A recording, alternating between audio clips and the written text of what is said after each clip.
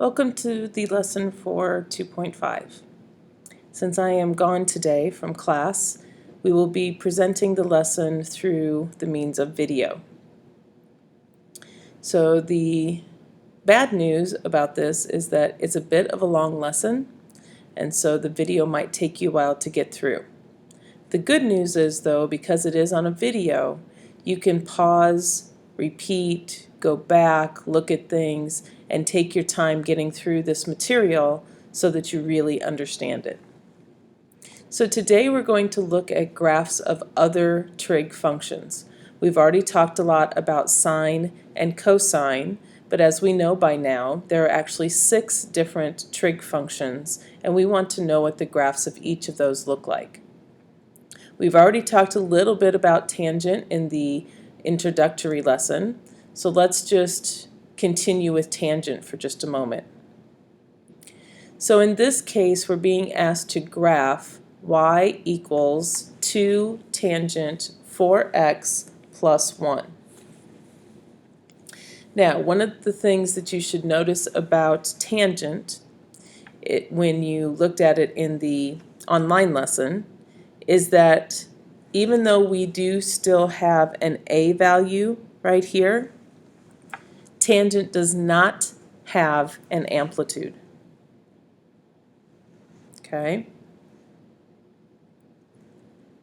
So there's no amplitude to tangent. However, the a value can still give us a vertical stretch or a vertical shrink. So we do want to keep that in mind. We also have a b value here. So if we start identifying, the a is 2, the b is 4, and the b is still going to help us find our period.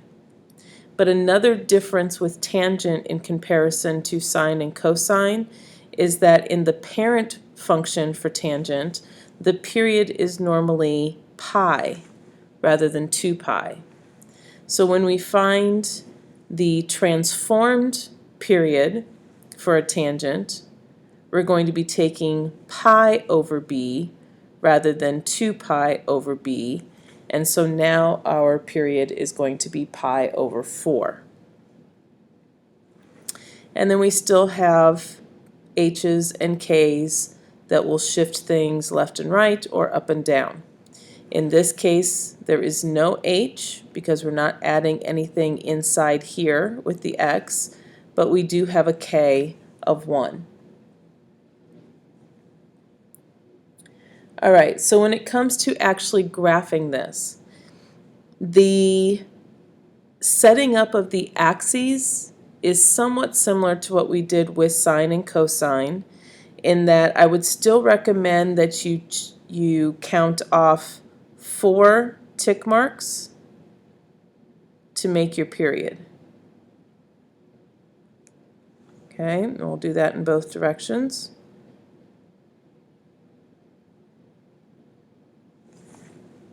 Okay, and then what I hope you noticed in the online lesson is that normally for the parent tangent, we go through 0, 0, and we have asymptotes that set up one period.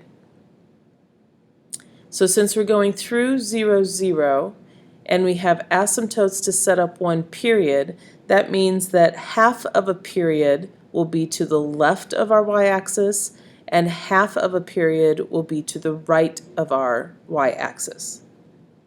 So in terms of the asymptotes in this case,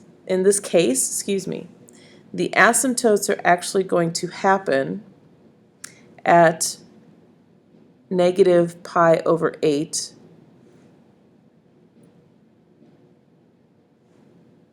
and positive pi over 8.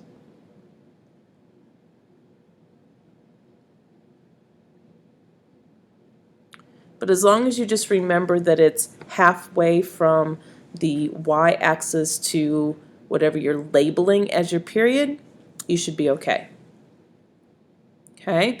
Now the other thing we need to realize here is that our point that would normally be at 0, 0 is going to get moved up 1 because of our k value.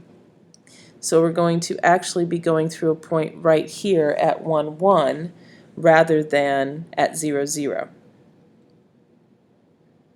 Okay, and then if you paid attention to sort of the pattern of what tangent looks like, normally if I go 1 unit or halfway to the right, then I went 1 up. Because in a normal pi period, the half of the period that would be to the right of the y-axis would have been pi over 2. Half of that would have been at pi over 4.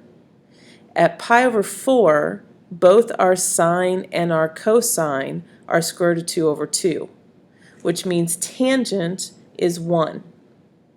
So normally, going half of the period to the right will take us up 1 unit, and going half of the period to the left, or maybe I should say half of the period to the left, will take us down 1 unit.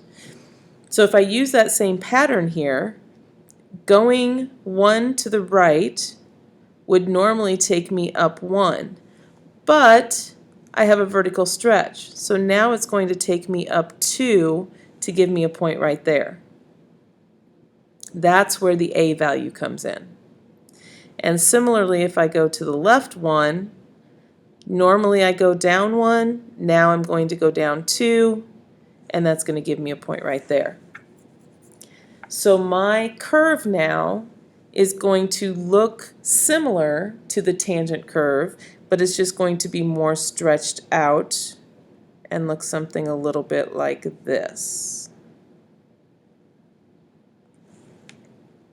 Okay, now if we're being asked for 2 periods, which oftentimes is the case, then I have to realize that I really only have half of a period this direction and half of a period this direction. So the half that I would need over here in this direction is the bottom half, similar to this. So I'm going to start again at a y of 1, and then I just know that I need to go through this point, and I would just draw that half. Over on this side, I'm going to be starting at a y value of 1, and then going to the right 1 means moving up 2, and so I get the right half of the branch there. So even though the periods have been broken up a bit, I do still have a full 2 periods drawn for this graph. Okay, so that's what a tangent with transformations would look like, and those are how some of the a, b, h, and k numbers would affect that.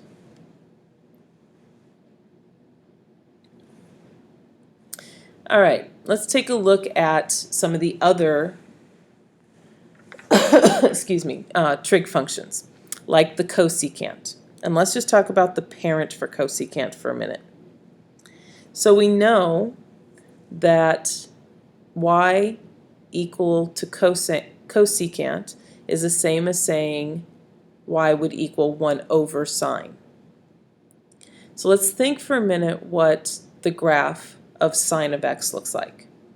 And that's what you're seeing here on our graph already. This is the graph of just the parent function sine of x. So you can see we're going through 0, 0. We can see we have a period of 2 pi. We can see that we go 0 max, 0 min, 0. So everything we were talking about before. But now let's think about that sine of x and the results we get from sine of x as being in the denominator. So the first thing that we should realize is that we have some points here that are significant and that we can use to help us come up with secant. For example, we have max points. There's one right here at positive 1. Okay? Now, what is the inverse of 1? In other words, what is 1 over 1? Well, that is still 1. So this point right here is going to actually be a point that is also in our cosecant graph. It's part of our sine graph. It's also going to be a part of our cosecant graph. Similarly, we have min points, like this one right here. So if the sine of x gave me -1, then what is 1 over the sine of x going to give me? Also -1. So every max and min point is a point that is also on my cosecant. Okay, that's going to be helpful. The other significant points happen when my sine graph crosses 0, like here, and here, and here, and here, and here. Because if the sine of x is giving me 0, and sine of x is in the denominator, then what happens when I have 1 over 0? Well, hopefully you remember from other rational functions that we've dealt with, having 1 over 0 is undefined. And we normally deal with undefined with asymptotes.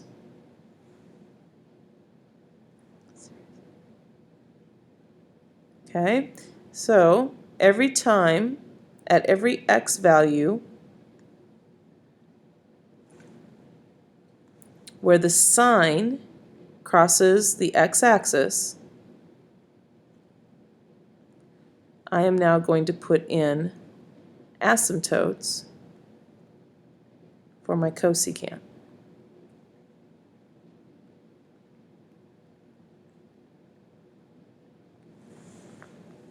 Okay? Now that also means there's no way to get an answer that is 0. If I'm looking at a function where it's 1 over the sine of x, there is no way to get that answer to equal 0. So, all of that together tells me that I have to stay within the vertical asymptotes. I need to use the max and min points as common points, and I cannot cross the x-axis because there's no way to get an answer of 0. So what I do end up with are graphs that look like this. From each max and min point, you are basically going to draw a parabola-like graph that must stay within the boundaries of our vertical asymptotes. And so that green graph that you're seeing right now, that is what the cosecant of x looks like. And the easiest way to get that is to think about what's going on with your sine of x first, and then use that to draw your cosecant of x. Okay?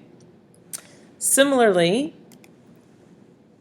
we can do the same thing with secant, because secant is simply 1 over cosine.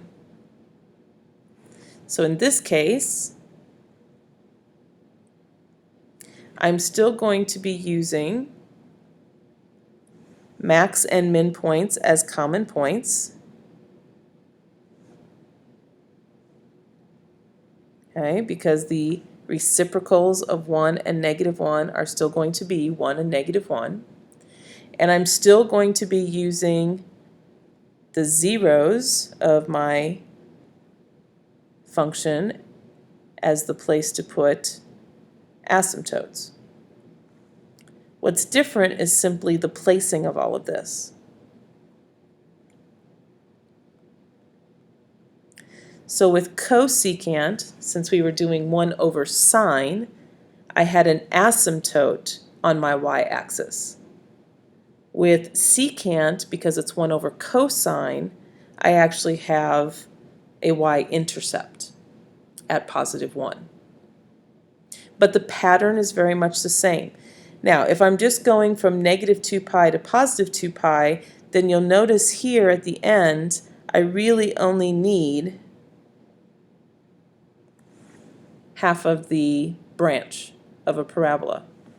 Then I can do a full parabola here, opening down, a full parabola here, opening up, another one going down, and then the other half of my parabola, so that I get the full 2 periods, would be at the end here. Okay, and it takes one up parabola and one down parabola to make a full 2 pi period. So our period is still 2 pi with these, just like it was with sine and cosine originally. And it is still easiest to graph something like secant by first looking at what the graph of cosine would be. Okay. Now let's take a quick look at cotangent as well. We may not see cotangent a lot, but we'll see it some, so we want to take a look at it. And with cotangent, there's a couple of different ways that you can think about cotangent. You can think of it as the reciprocal of tangent, but you can also think of it as cosine over sine.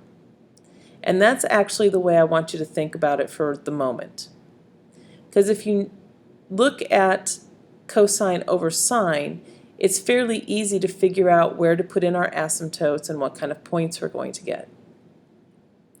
So again, we want to notice that sine is the one that's on the bottom. And so whenever sine of x equals 0, that's where we need asymptotes. And in this case, the sine of x is the red one. The blue one is our cosine of x. So every time the red graph crosses the x-axis, that's where I need asymptotes for cotangent of x. Because in cotangent we have sine in the denominator.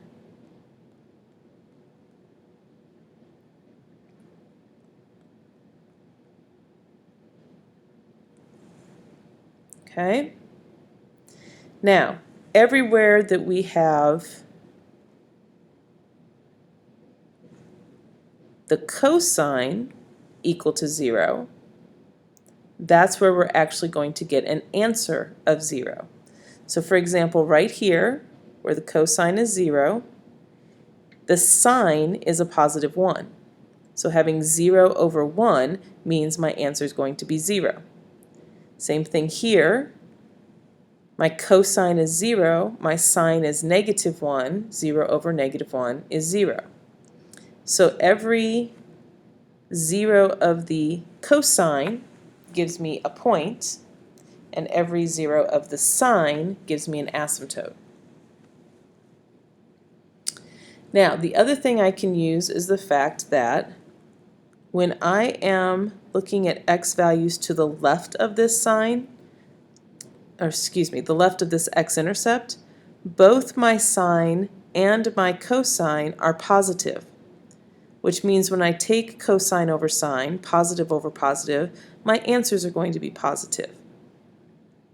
Okay, and so that tells me that this part of cotangent has to go up. Now when I go to the right of this x-intercept, now I have one of each. In this case, sine is positive, but cosine is underneath the x-axis and is negative. So that tells me that my cotangent is going to have to go negative. Okay, so you can see here it looks similar to our tangent, but it looks like it's been flipped around. So what was positive on tangent is now negative on cotangent. What was negative on tangent is now positive on cotangent in terms of the pattern. But we also have to realize that things have been shifted to make this work. Because in our tangent, the asymptotes did not go in concordance with the y-axis. Here, it does. So it's very similar to tangent, but there's been some shifting, and we kind of turned the curve around to go the other way. And that curve, that pattern now will keep repeating itself. Because here, when I look at this section, when I go to the left of my x-intercept, now both of my graphs are negative, but that still gives me a positive answer. And then when I go to the right, I again have one of each, and so that's going to give me a negative answer. And so the pattern keeps repeating itself in between each of these sets of asymptotes. And that's what our cotangent of x would look like.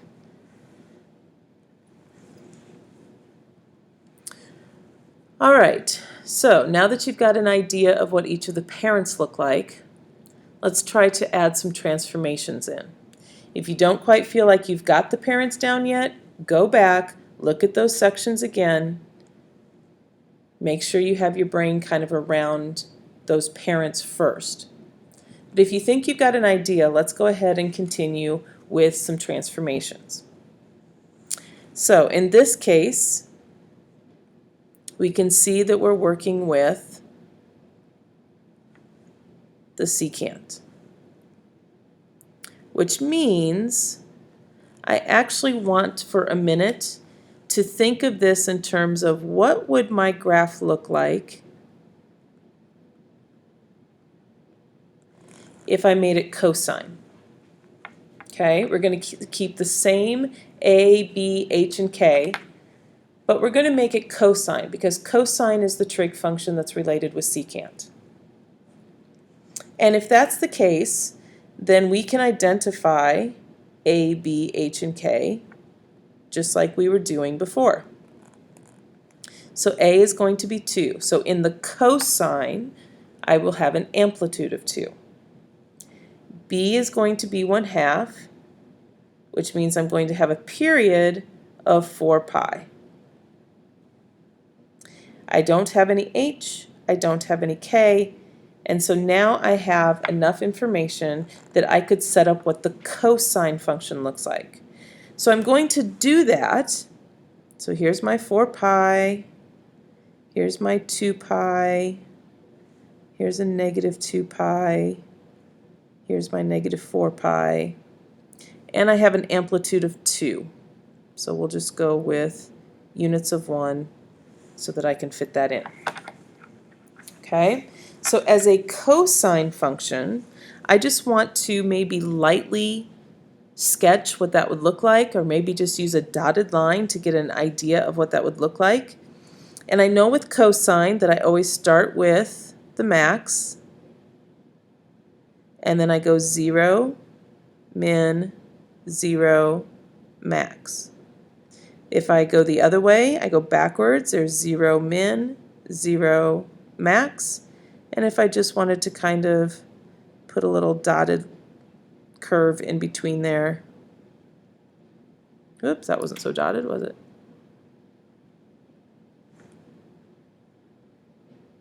It would look something like that.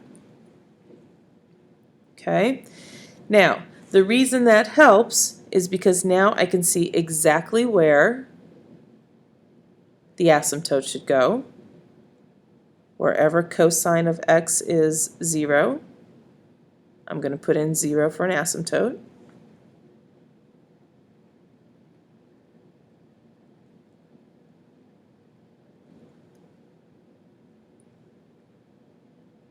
Oops, sorry.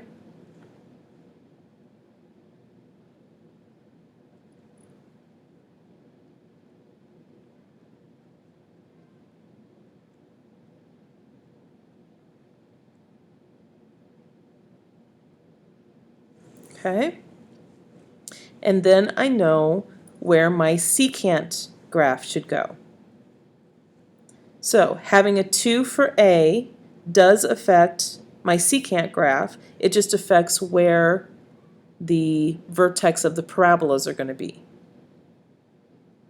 The b is going to affect my period, but it's going to affect it in the same way that it affects cosine. So if I can graph what cosine looks like with a, b, h, and k in place, then I can still use the pattern we were talking about for secant to actually graph secant, putting in asymptotes where we have zeros, putting in parabola-shaped graphs going from the max and min points.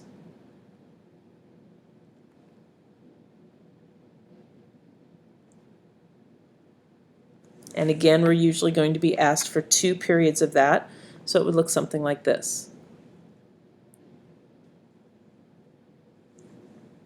Okay?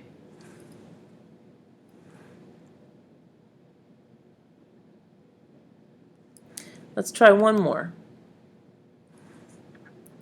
What would it look like if I wanted to graph y equals the cotangent of x over 2?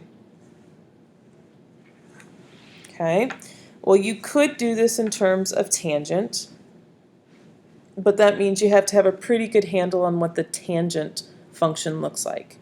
So I would actually suggest that you do this in terms of cosine over sine.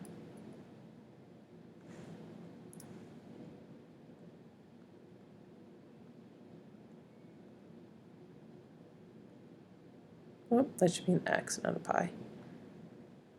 All right. Okay. So in both cases, we are being given just a b value, and that b value is 1/2. Okay, because if you think of it, x over 2 is the same as saying 1/2 x.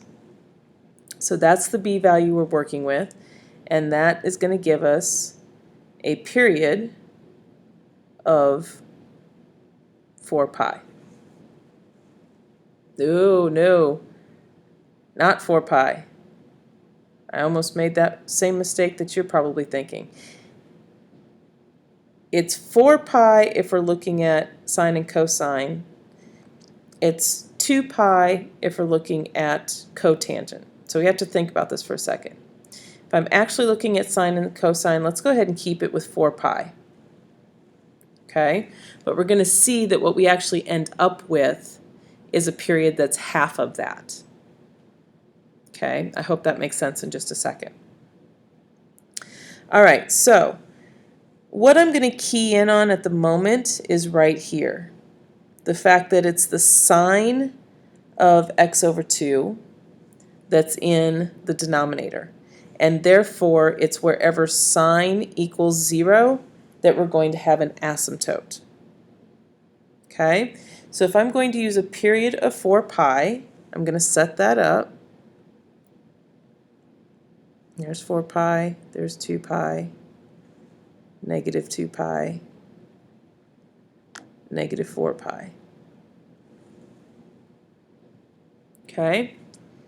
And then for sine, I don't have any a other than 1, so sine is still going to just be 1. And so we go 0, max, 0, min, 0. The other way we'll go min, 0, max, 0. Right? I don't even really have to sketch in the curve itself because I have the main points that are going to tell me what's going on. Okay? And so what I need here now are the asymptotes. And the asymptotes happen whenever the sine is 0. So that's going to be at 4 pi, sorry, negative 4 pi, negative 2 pi, 0, positive 2 pi, and positive 4 pi. Okay?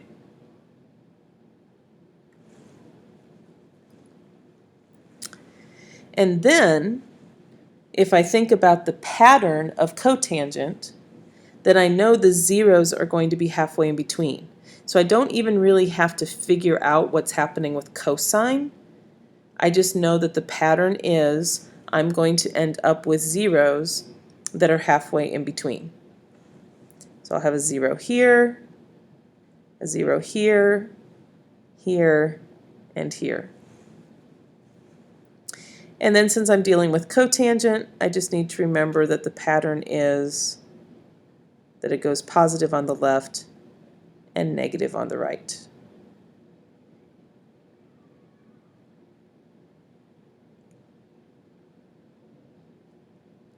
And that is really about as picky as I'm going to get with things. I'm not going to be too concerned that you're going through exact points other than x-intercepts. You need to have the x-intercepts in the correct place, but beyond that, just use the pattern to get a general idea of what your graph would look like.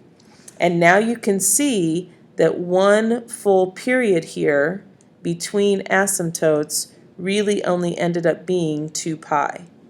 So as the cotangent, we ended up with a period of 2 pi, which is half of what we would normally get when we're looking at the periods of sines and cosines with the same b value. Okay, so it did work out the way it was supposed to in the end.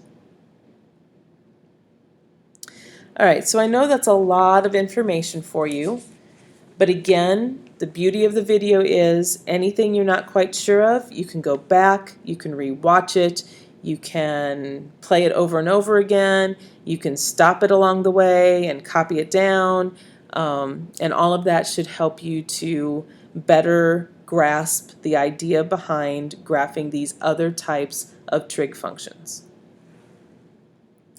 Now, I mostly